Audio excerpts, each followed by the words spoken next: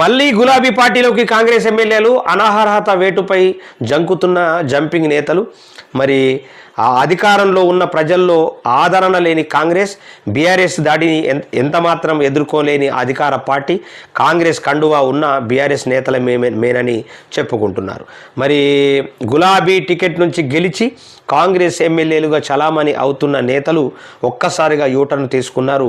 కండువా కాంగ్రెస్దే అయినా తాము కారు పార్టీ ఎమ్మెల్యేలమని చెప్పుకుంటున్నారు. అధికార పార్టీలో ఉండి ప్రతిపక్ష నేతలమని చెప్పుకోవడం అంటే విచిత్రమే కదా. పాపం వారికి ఎందుకింత కర్మ పట్టిందంటే అనర్హత వేటు పడుతుందన్న భయం.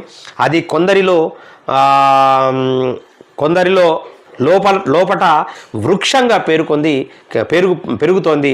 దీంతో సుప్రీంకోర్టు తీర్పు రాకముందే మళ్ళీ పార్టీ మారేందుకు, అంటే తిరిగి గులాబీ పార్టీలోకి వెళ్ళే ప్రయత్నాలు ముమ్మరంగా చేస్తున్నట్లు మనకు స్పష్టంగా తెలుస్తూ ఉన్నది.